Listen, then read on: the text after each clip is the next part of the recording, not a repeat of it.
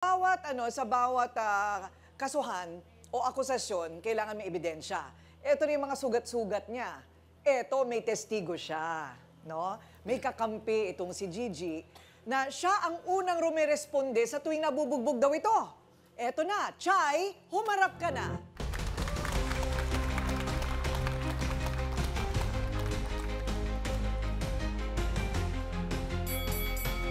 Okay, Chay, ano ang nakita mong problema? Yung una po, naririnig lang po namin sigawan. Sigawan, eto, mura ng mura. Tapos sumisigaw siya, aray, aray. Akala ko naman din kung sino lang. Nakikita ko na, eto na, tumatakbo na palabas. Baba naman ako kasi bahay namin may balkon-balkon maliit. Kaya nakikita ko, pagka tumatakbo siya, baba na ako kasi mga apo ko naglalaro sa baba eh. Baka mabangga.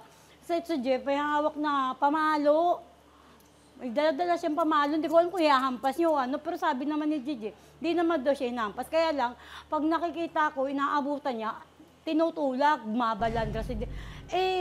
Yung gilid nila, pader ng subdivision, nasa gilid lang kami. Doon tumatama si Gigi, rough yung pader. Itong huli, talagang duguan. Kuha kay Gigi. Sasaktan mo ko, tapos lalambingin mo ko, ay, deads ka sa akin. Nagkaroon siya ng pagkakataong magtinda ng isda. May nagbigay yata sa kanya ng, hindi po na parang consign. Nagtinda siya. Ngayon, nagkulang yata yung pang-remit niya. Naaawa naman din ako sa kanila. May maintenance kasi ako. Nagtatabi ako ng para sa maintenance ko, naipahiram ko sa kanya. Ito si Gigi lumapit sa akin, te. Baka naman may extra ka. Kasi kulang, kasi hindi siya makakapagtinda kung hindi makakapag-remit. Kaya sabi ko, sige kako, may extra ko dyan. Next month ko pa gagamitin. Pahiram ko muna kasi nakita ko naman na masipag. Sagtit-tinda siya eh. Nabili ako sa kanila isda eh.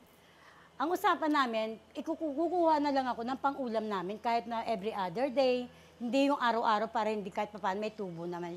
May tutubuin naman sila. Hindi ako nagpapatubo sa kanila. Basta yun lang, na-quits namin yung 2,000 hiniram niya sa akin una. Balik niya? Doon sa pagkuha ko ng pang-ulam halos tuwing ikalawang araw, naibalik naman niya. Kaso nitong huli, gano'n na naman. Siguro mga 2 months ago, di na siya Di na siya Hindi na nakapagtrabaho. Nakahiram ulit siya sa akin. Hindi na, wala na. So magkano utang niya sa'yo ngayon? 2,000. 2,000. Okay. Pero alam mo na nagkabaranggayan na sila. Opo, lagi. Nung itong huli nga po, kasama ako nito eh. Kasama ako nito umalalay sa kanya papuntang barangay.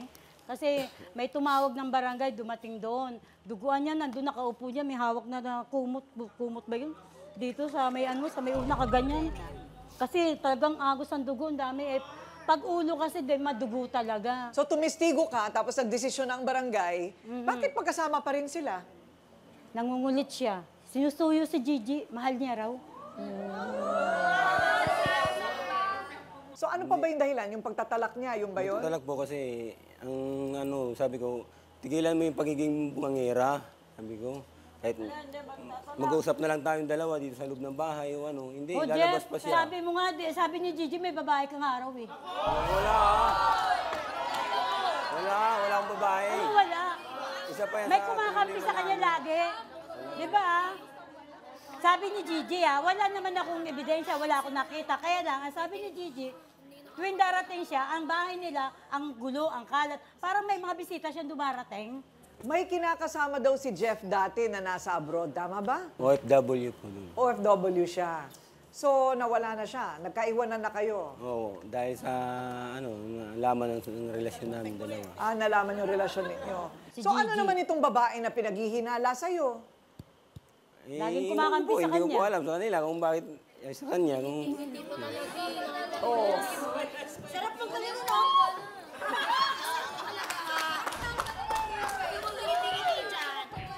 Ala, nanggigigil na sa'yo, Jeff. Giti-giti yan dyan, Jeff. Ano ba? Okay. I'm sorry. Parang may gustong sabihin kanina pa si Tuesday. Kumakatango po ako dito. Kumakatango ka para kang may binabayo dyan. Una po naiinis na po talaga ako, ate ko rin, no? Kinokontrol ko na lang kasi hindi ko nga matignan to si Kuya Jeff, eh. Pagpasok mo pa lang, Kuya, basang-basa ko ang body language si Ate Gigi para siyang may PTSD. Napansin niyo po, Ma'am Camille, bigla siyang yumuko para bang naging maliit siyang bata. Tapos medyo tumayo siya ng onte na parang dumidepensa kasi may takot na lehitimong nadama tayo eh. May trauma to na tinatakpan ng mga galaw niya. Ang gusto ko lang pong sabihin na pag-uusapan ng kalungkutan, para bang kailangan natin ng isa pang warm body para mabuo tayo. Yung sinasabi bang, you complete me. Pero ang gusto ko pong sabihin sa'yo bilang babae na pinapalakas ang loob mo, kapwa mo babae, kumpleto ka na bilang babae, hindi mo kailangan ng ibang tao para mabuo ka. At ang tunay na pagmamahal, sinasabi nyo, love, love. Pagmamahal, kaya di mo maiwan. Ate, ang unang nagde-deserve ng pagmamahal mo, sarili mo, ikaw. Kompletuhin mo muna ikaw. Puti. Anong puti?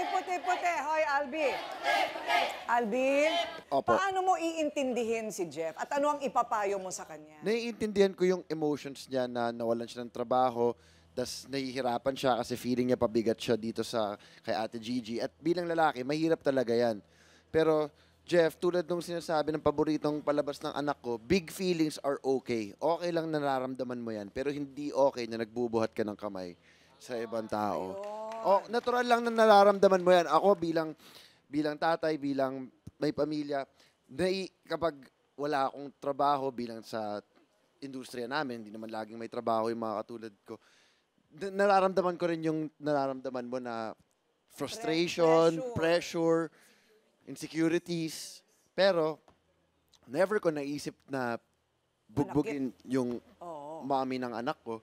Diba? Never yan pumasok sa ulo ko. Kasi, tulad nga ng sinabi ni Tuesday, team kami. So, imbis na nasa bahay lang, kailangan talaga pulutin natin ang sarili natin at hindi tayo titigil ng pagsubok, ng paghanap ng ikabubuhay. Yun. So, eto ha, mapanakit man itong si Jeff na sinasabi, mayroon pa rin nagtatanggol sa kanya. Ang nag-iisang kumakambi kay Jeff sa kanilang lugar, Lynn, humarap ka na.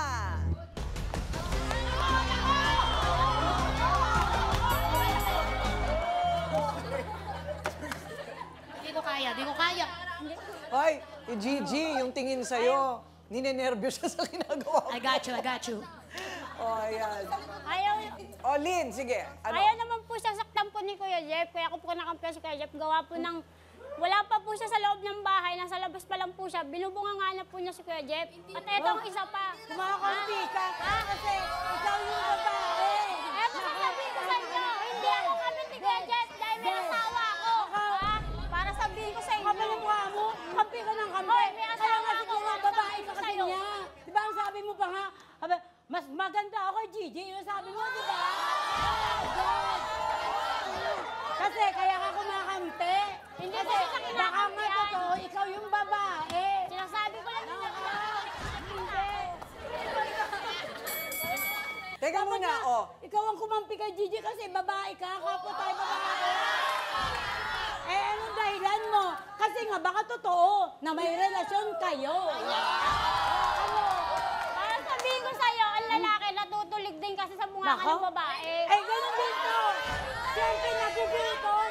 Pagod galing sa paghahanap buhay. Nangangalakal. Isipin mo nga, bit-bit sa ako. Tumutulong ba yan? Hindi. diretsahang usapan na. So, Jeff at saka Lynn, mayroon ba kayong relasyon? Wala po. Dahil may asawa po ako. Sabay. May asawa ka? Opo. Honest po ako sa asawa ko po.